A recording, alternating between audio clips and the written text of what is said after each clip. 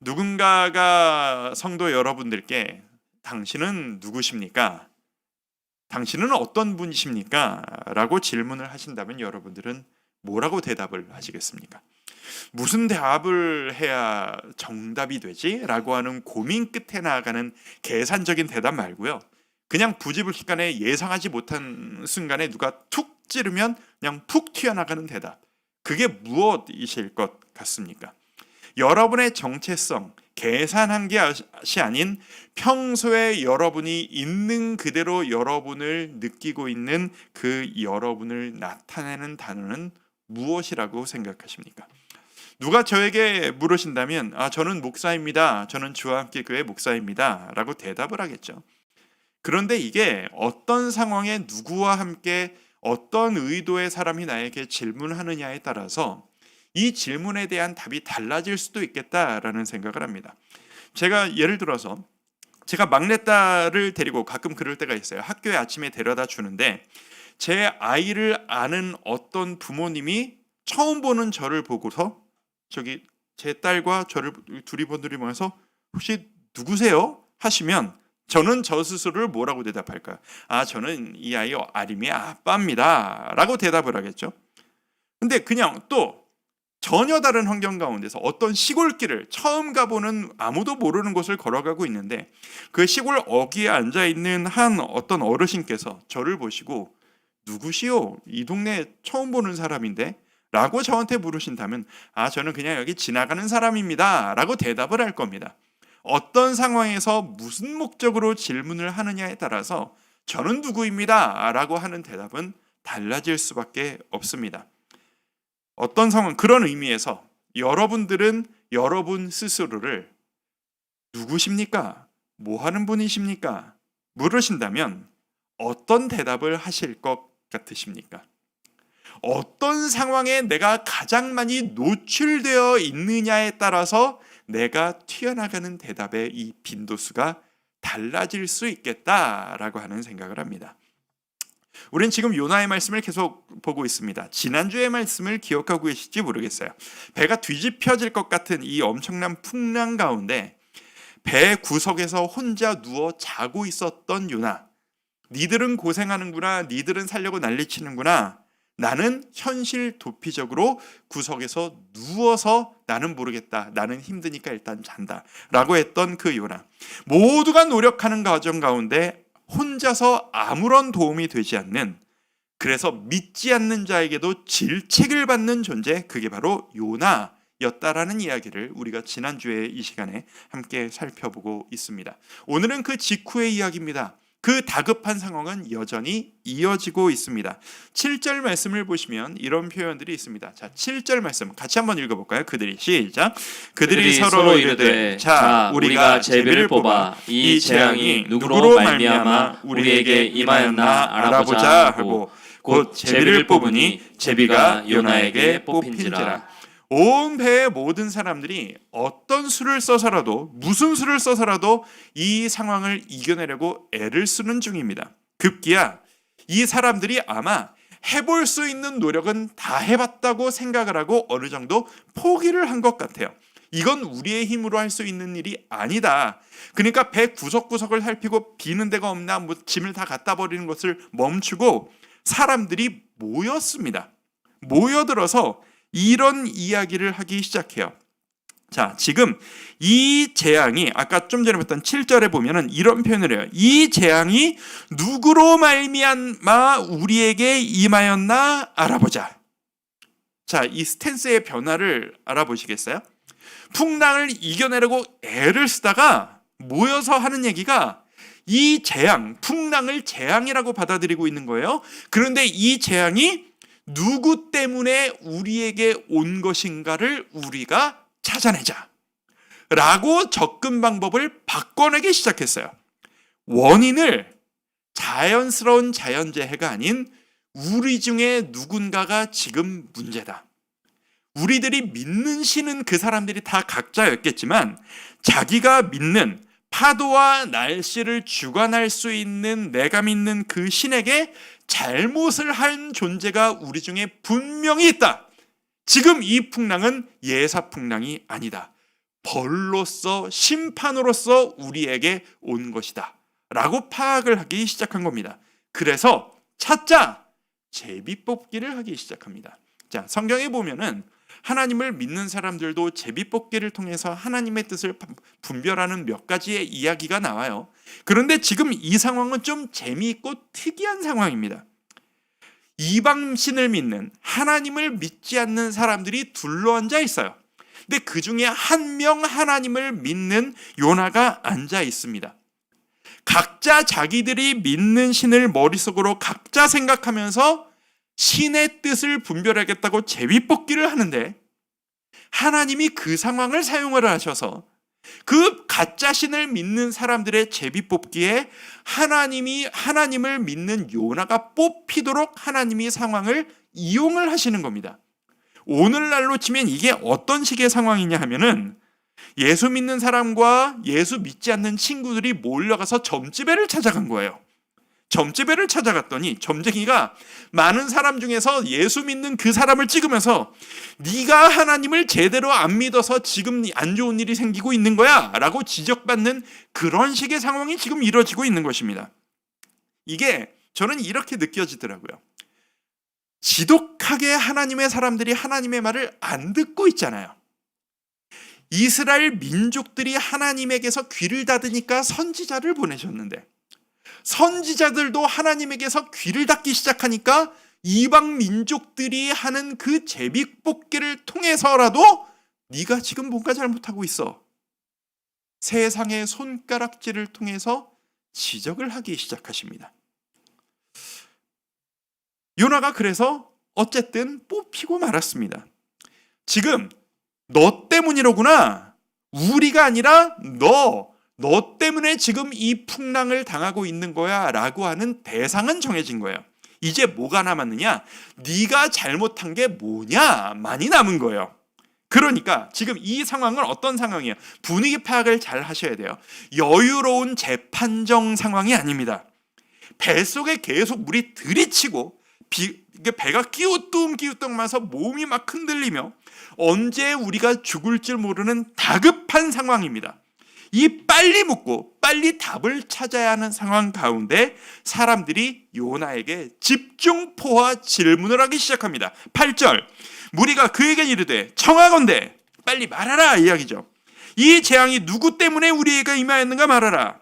네가 어떤 사람이냐? 네 생업이 무엇이며 네가 어디서 왔으며 네 나라가 어디며 어느 민족에 속하였느냐? 질문을 4개를 폭포수처럼 쏟아내죠. 네 생업이 무엇이냐? 그러니까 곧 넌 뭐 하는 사람이냐? 무슨 일을 하는 사람이냐? 두 번째, 어디서 왔느냐? 어디에서 배 탔고 어디에서 어디로 가는 길이냐? 세 번째, 네 나라 국적이 어디냐? 네 번째, 네 민족이 어디냐? 이제 나라와 민족이 막 뒤섞이기 시작했던 타이밍이기 때문에 하는 질문인 것 같죠? 너는 어떤 민족이냐? 4가지 폭포수 같은 다른 질문을 다다다닥 해냈는데, 성경에 보면 요나가 여기에 대한 대답을 단 2가지로 압축해서 합니다. 자기의 관심사 하고 싶은 이야기만 하는 거예요. 자, 요나서가 시작되고 처음으로 요나가 목소리를 내어 이야기하는 장면이 이제서야 처음 등장합니다. 9절 같이 한번 읽어볼까요? 자, 그가 대답하되 시작. 그가 대답하여 나는 히브리 사람이요 바다와 육지를 지으신 하늘의 하나님 여호와를 경외하는 자로라 하고. 여러분 이 순서지를 가지고 계시다면 그 순서지의 성경 말씀에 보면 여기 한번 밑줄을 한번 쳐보시죠. 어디 부분이냐면 나는 히브리 사람이요 바다와 육지를 지으신 하늘의 하나님 여호와를 경외하는 자로라 까지 밑줄을 한번 쳐보시죠. 이 부분을 오늘 집중 공략 한번 해보도록 하겠습니다. 나는 히브리 사람이요 바다와 육지를 지으신 하나님 여호와를 경외하는 자로라. 요나의 대답은 크게 2 부분으로 나뉘어집니다. 첫 번째, 나는 히브리 사람이다 라는 이야기예요. 이 히브리인이라고 하는 표현은 보통 역사적으로 보면은 이스라엘 사람들이 우리는 어떤 사람이다 라고 할 때 지칭할 때 쓰는 표현이 아니었대요. 이스라엘 사람들이 자기들을 지칭할 때 우리는 야곱의 후손이다, 우리는 그 하나님의 자녀다, 선택받은 민족이다, 우리는 아브라함의 후손들이다, 우린 이스라엘 사람이다, 우린 유대인이다, 뭐 이런 식으로 하지 우리는 히브리인이다 라고 하지 않는다라는 거죠. 히브리인이다 라고 하는 표현은 이스라엘 밖의 다른 나라 사람들이 이스라엘 사람들을 지칭할 때 쓰는 표현이었다는 겁니다. 요나가 지금 굳이 그 표현을 쓰고 있어요.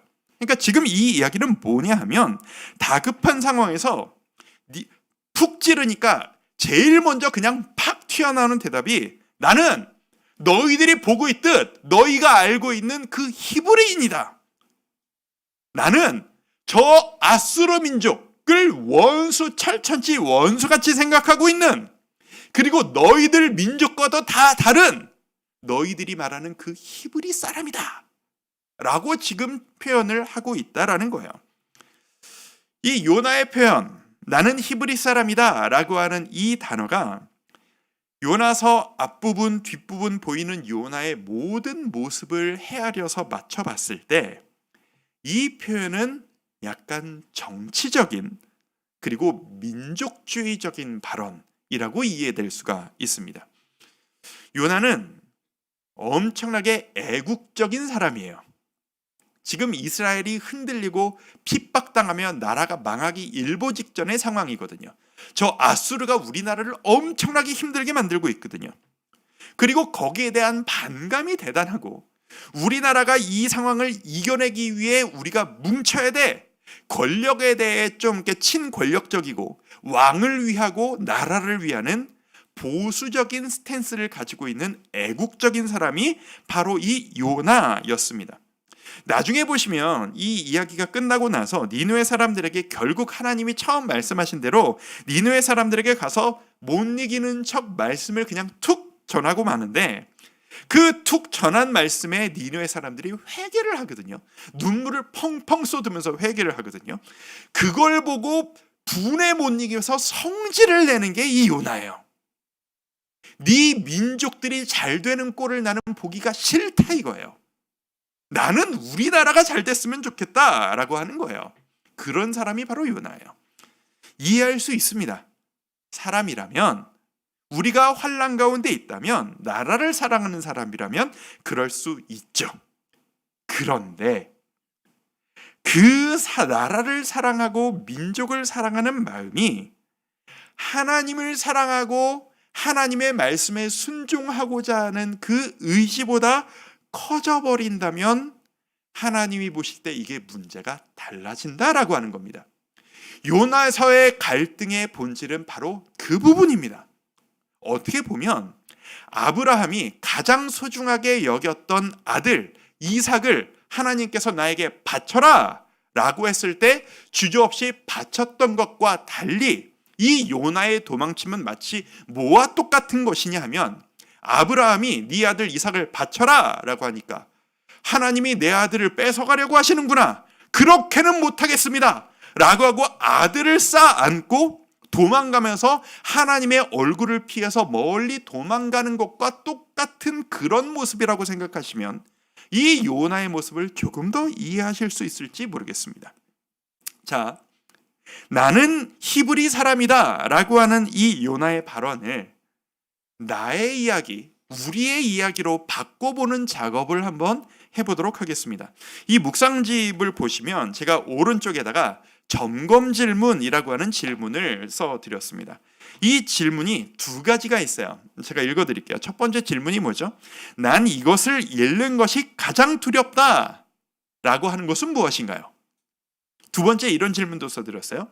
나를 가장 화나게 하는 것은 이것이다 하는 것은 무엇인가요? 생각해 보시겠습니까? 제가 잠깐 한 10초 정도 시간을 드릴게요. 지금 한번 빨리 생각해 보시죠. 난 이것을 잃는 게 가장 두렵다. 나를 가장 화나게 하는 것은 이것이다. 너무 생각 많이 하지 마시고 그냥 툭 떠오르는 생각, 그걸 한번 적어보시죠. 이 질문에 대한 답이 어려우시다면 제가 다른 식으로 질문 한번 또 드려볼까요? 이게 말도 안 되는 이야기지만 이야기를 풀기 위해 표현을 한번 해보겠습니다. 여러분의 손에 알라딘의 요술램프가 들려있다고 칩시다. 성경적인 건 아니에요. 소원을 들어주는 요술램프가 있다라고 치죠. 근데 요술램프의 요정이 나타나서 여러분에게 묻습니다. 무슨 소원이든 비시면 딱 한 가지는 다 들어드립니다. 무슨 소원을 비시겠습니까? 자, 아무 생각, 그게 성경적이야, 이게 맞아, 그런 생각하지 마시고 무슨 소원 비시겠습니까? 지금 딱 떠오르는 그 생각이 보세요. 다 연결되는 이야기라고 생각합니다. 이것을 잃는 것이 두렵다. 나를 제일 화나게 하는 것이 이것이다. 한 가지 소원이 있다면 나는 이것을 빌겠다. 그게 바로 여러분이 지금 이 순간 머리로 계산해서가 아니라 여러분의 일상 가운데 가장 많이 생각하시고 가장 연연하고 계신 여러분이 중요하게 여기시는 가치일 가능성이 아주 높다라고 저는 생각합니다. 그리고 그게 바로 이 요나가 이야기하는 나는 히브리 사람이다 라고 하는 이 발언의 정신과도 그대로 연결이 됩니다. 나는 이런 사람입니다. 구절을 제가 다시 한번 읽어드릴게요. 그가 대답하되 나는 히브리 사람이요 바다와 육지를 지으신 하늘의 하나님 여호와를 경외하는 자로다. 히브리 사람이요 하나님 여호와를 경외하는 자로다. 이 말이 어울리는 이야기입니까 지금? 아니잖아요. 지금 요나가 이 꼴을 왜 당하고 있는지를 한번 생각해 보시고 이 발언을 한번 생각해 보세요. 요나가 지금 여호와 하나님을 경외하고 있습니까? 아니잖아요. 그거 안 하겠다고 도망가다가 지금 이 풍랑을 겪고 있잖아요. 그런데 이 말을 하고 있는 요나는 스스로 그 표현을 하는데 거침이 없었을 거예요. 왜? 나는 늘 그런 식으로 말하는 게 익숙하니까. 나 스스로에 대해 의심한 적이 없었으니까. 나는 하나님을 믿는 사람입니다. 나는 하나님을 경외하는 자입니다. 나는 하나님의 뜻대로 순종하기 위해 노력하는 자입니다. 그래서 그 입에 이 표현이 딱 붙어 있었을 겁니다. 그런데 습관적으로 말은 그렇게 하면서 내 삶은, 내 마음은 전혀 그렇지 않은데 지금 하나님의 뜻에서 도망치고 있으면서도 자기가 지금 하고 있는 말이 앞뒤가 얼마나 맞지 않는 자기 속에 자기 정체성을 말하고 있는지를 깨닫지를 못하고 있습니다. 나는 히브리 사람이요. 나는 이것에 연연하는 자요. 나는 이것을 중요하게 여기는 자요. 하나님을 경외하는 자로다. 생각해 볼수록 이 말은 우리 믿는 자에겐 너무 비참한 표현입니다. 믿음대로 살지 못하면서 말로서만 스스로를 믿음으로 보호하고 권위를 내세우는 남에게 인정받고 싶어하는 태도가 바로 이 태도입니다. 말을 내뱉고 나서야 내가 말하는 나의 정체성과 남들이 보고 있는 내 행동과 삶으로서의 정체성이 다르고 있다라는 사실을 깨닫기 시작했을 겁니다. 내가 말하는 나의 정체성, 오늘 하루 내가 선택하고 내가 살아온 나의 삶의 모습, 오늘 내가 했던 선택, 오늘 나를 가장 많이 흔들었던 문제, 내 감정을 제일 힘들게 만들었던 문제, 무엇이 진짜 여러분의 정체성에 가까운 일이실까요? 저의 정체성을 오늘 이 요나의 표현을 빌어 표현하자면 저는 목사요. 하늘의 하나님 여호와를 경외하는 자입니다. 이런 식으로 표현할 수 있겠죠. 솔직하게 표현해 보자고요. 요나처럼 가장 큰 솔직한 관심사, 연연하는 것들을 이 나는 히브리인이요 라는 자리에 집어넣고 한번 연결시켜서 표현을 하고 읽어보시도록 하죠. 적나라해집니다. 예를 들어 목사인 제가 성도 여러분들 앞에서 이런 식으로 생각한다고, 이렇게 표현한다고 한번 생각해 보세요. 저는 이 교회가 앞으로 잘 유지될 수 있을까 고민하고 걱정하는 자요. 하늘의 하나님 여호와를 경외하는 자입니다. 어울려요? 아니지 않습니까? 저는 재물에 대해 욕심이 있어서 이것을 내려놓지 못하고 있는 자요. 하늘의 하나님 여호와를 경외하는 자입니다. 어울립니까? 안 어울리는 거예요. 그런데 평소 우리는 이렇게 생각을 안 하고 살아요. 여전히 내 욕심을 내려놓지 못하고 있으면서, 내 아집을 내려놓지 못하고 있으면서 내 머릿속으로는 나는 여호와를 경외하는 자요. 안 어울리지 않습니까? 저는 생계를 걱정하는 자요 여호와를 경외하는 자입니다. 자녀의 대학 진학을 위해 모든 것을 쏟아붓는 자요 여호와를 경외하는 자입니다. 성공하기 위해 연연하고 노력하고 달려가는 자요 여호와를 경외하는 자입니다. 잔소리하고 짜증내는 자요 여호와를 경외하는 자입니다. 내 자식들이 내 맘대로 되지 않으면 참지 못하는 자요 여호와를 경외하는 자입니다. 아무리 노력해도 내 아내를 사랑할 수 없는 자요 여호와를 경외하는 자입니다. 아닙니다. 이게 우리의 정체성이어서는 안 됩니다. 우리는 우리도 모르는 사이에 이 괴리감, 이 모순을 너무 많이 인정하고 있습니다. 여러분 기도하실 때 내가 여호와를 경외합니다라고 말하지 않는 분 이 자리에 한 분도 안 계실 겁니다. 저는 그렇게 믿습니다. 여러분 믿음이 좋으신 거 제가 압니다. 여러분이 찬양하실 때 얼마나 진심으로 뜨겁게 찬양하시는지를 압니다. 주님을 향한 여러분의 진심을 저는 믿습니다. 그런데 내가 말하는 것과 나의 삶이 어울리게 살아가고 계십니까? 이게 지금 우리 삶이라고 하는 이 배 풍랑의 원인인 것은 아닐까요? 우리가 해야 될 노력은 한 가지입니다. 나는 무엇 하는 자요 여호와를 경외하는 자입니다. 이 둘 중에 기준이 있다면 절대 뒷부분입니다. 나는 여호와를 경외하는 자요 에 어울리는 나의 실제 오늘 하루의 관심사, 연연하는 것, 집중하는 것, 선택하는 것, 그것을 살아가기 위해 아둥바둥 애쓰는 모습들. 여러분은 오늘 하루 어떤 존재셨습니까? 이 말씀을 묵상하는데 저 스스로를 너무 많이 점검을 하게 되더라고요. 최근에 제가 오늘 교육자들한테도 회의를 하면서 제가 오픈을 했는데, 제가 요즘 제 설교에 대해 회의감이 되게 크거든요. 여러분이 은혜를 누리시고와 상관없는 거예요. 저 스스로 왜 맨날 비슷한 설교만 하고 있지라는 생각이 드는 거예요. 그렇게 안 느끼신다면 하나님이 은혜 주시는 거고요. 이게 부딪히신다면 그건 저의 잘못입니다. 이 목사가 제대로 파악을 하기 시작했구나 생각하신다면 제가 이렇게 파악을 하기 시작했습니다. 여러분들의 기도 덕분에. 제가 너무 회의감이 드는 거예요. 매일매일 설교가 비슷한 것 같아. 나의 밑바닥이 벌써 드러나기 시작하나?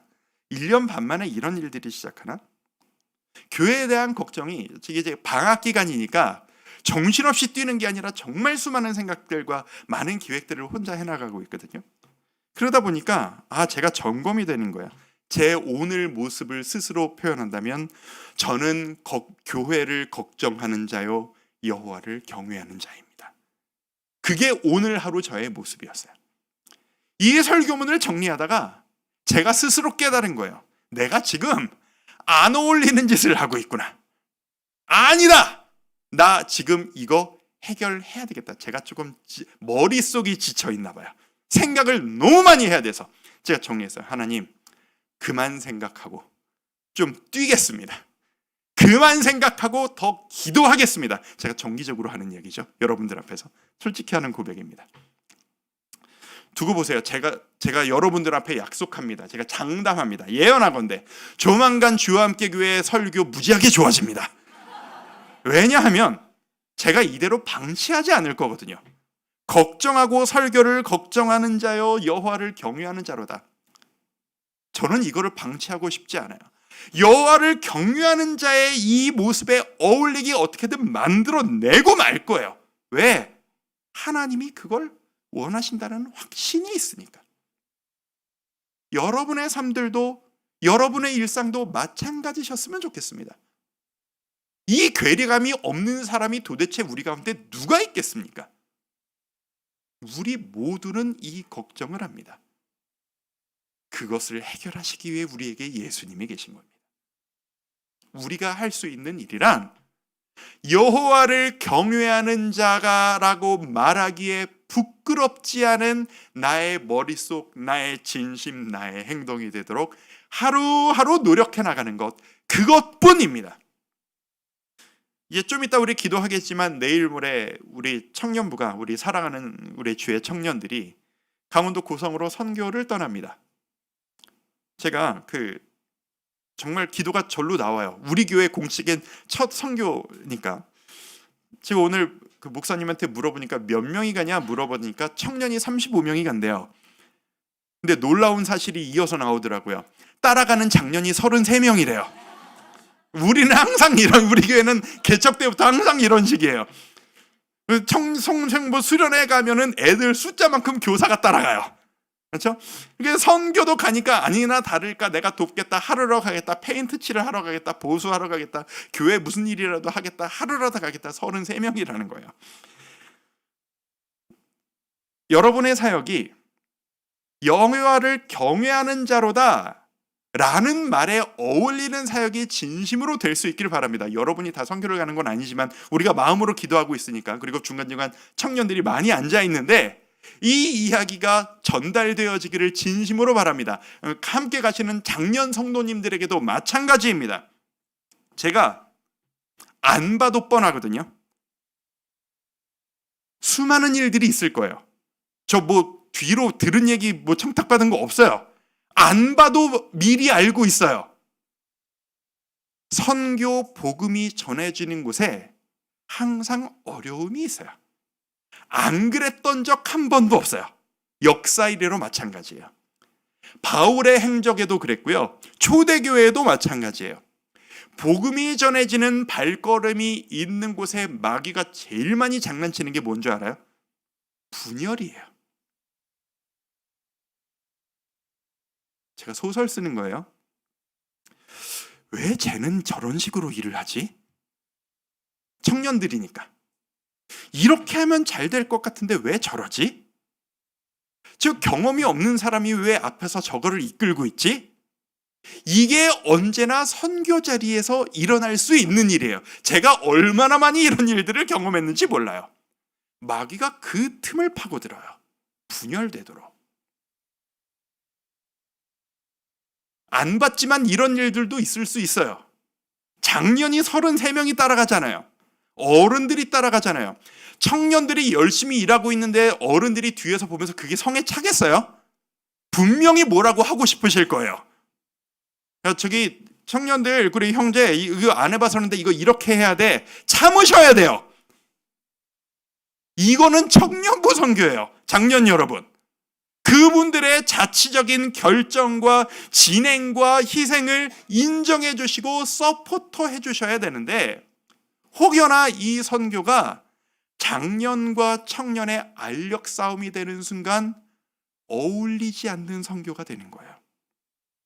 여러분들이 하셔야 될 일들은 하나님, 여호와 하나님을 경외하는 자라는 타이틀에 어울리는 사역을 하시는 것, 그거 한 가지일 거예요.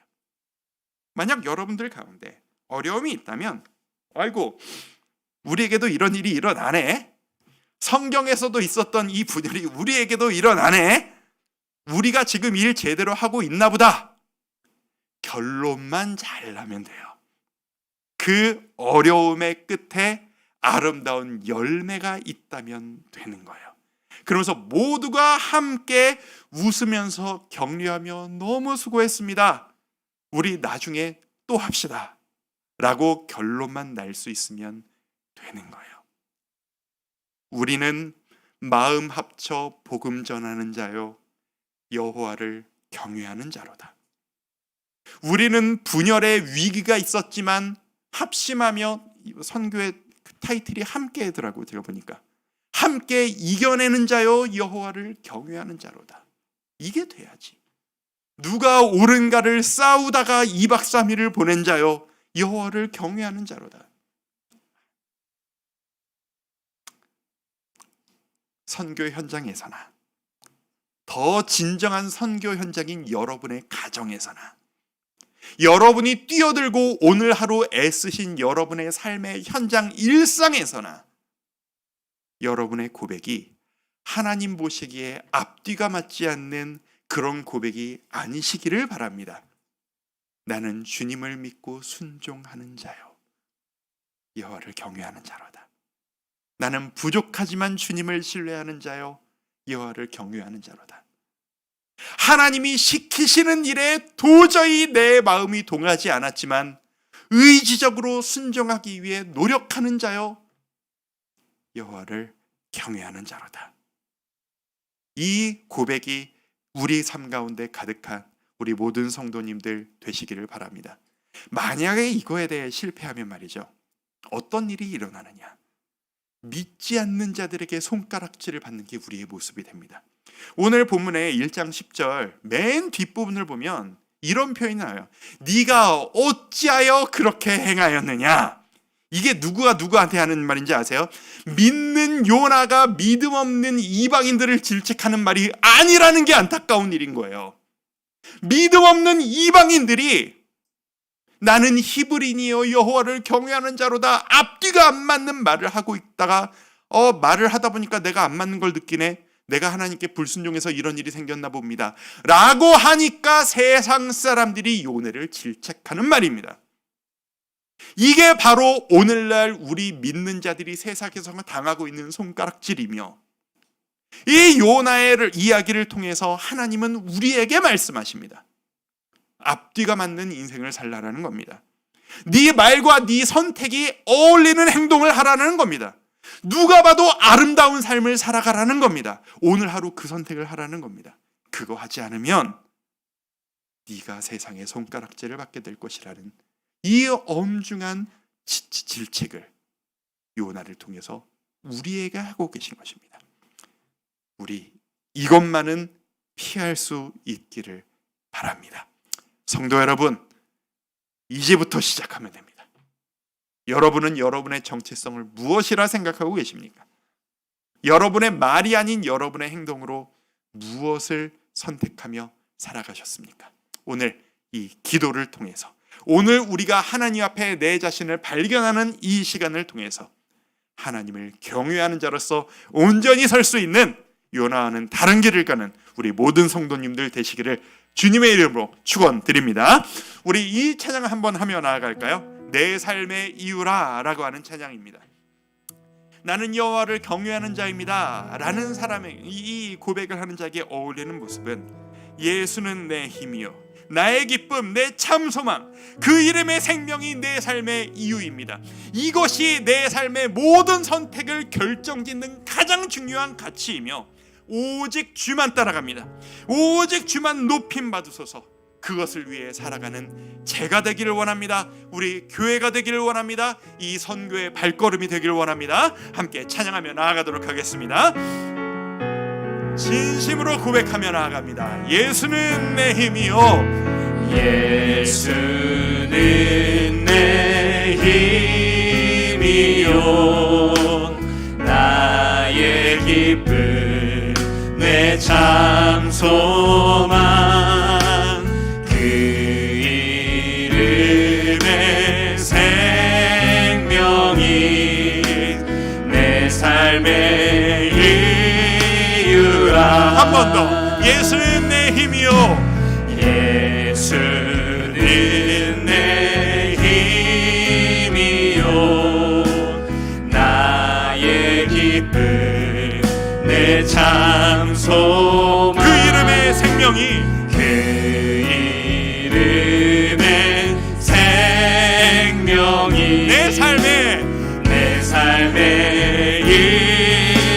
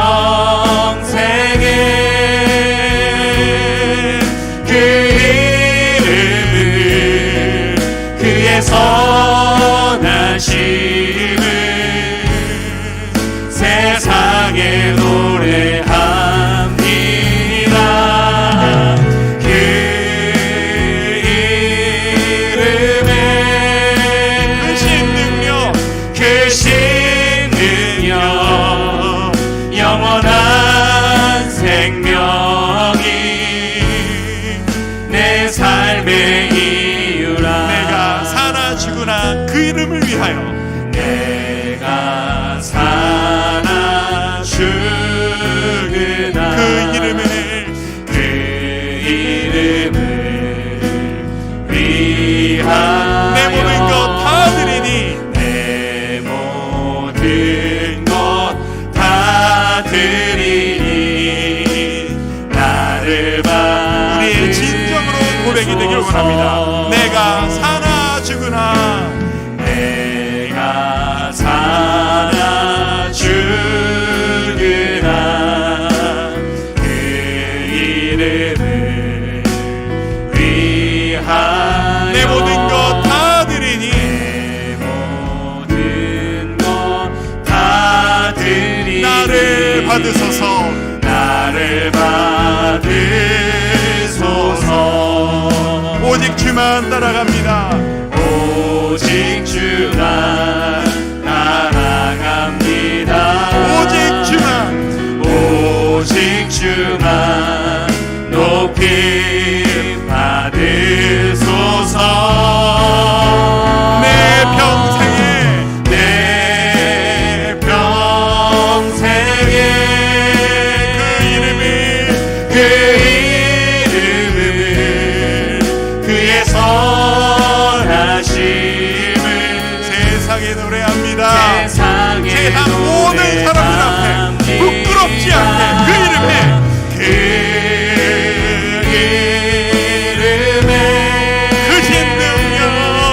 크신 능력 영원한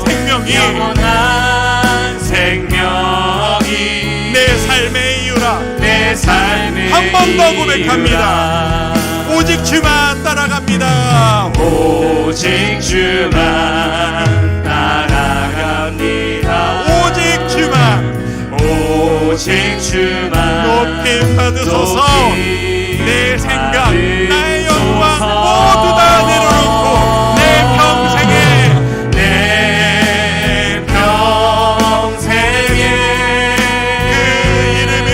그 이름을 그의 선하심을 세상에 노래합니다. 세상에 노래합니다. 그 이름의 크신 능력, 예수님의 능력만을 드러내기 원합니다. 크신 능력 주께서 주신 영원한 생명이 그 생명이 내 삶의 이유라. 내 삶의 이유라. 우리 이렇게 한번 기도하며 나아갑시다. 주님께서 나를 보시기에 저는 어떤 사람인지를 제가 깨닫기를 원합니다. 내가 생각하는 내가 아니라 지금 이 풍랑 같은 배 위에, 풍랑 속의 배 위에 올라탄 것 같은 내 지금 인생이 이 배 위에서 어떻게 해야 되지 고민하고 있는 지금 나의 모습이 주님 보시기에는 나는 어떤 존재입니까?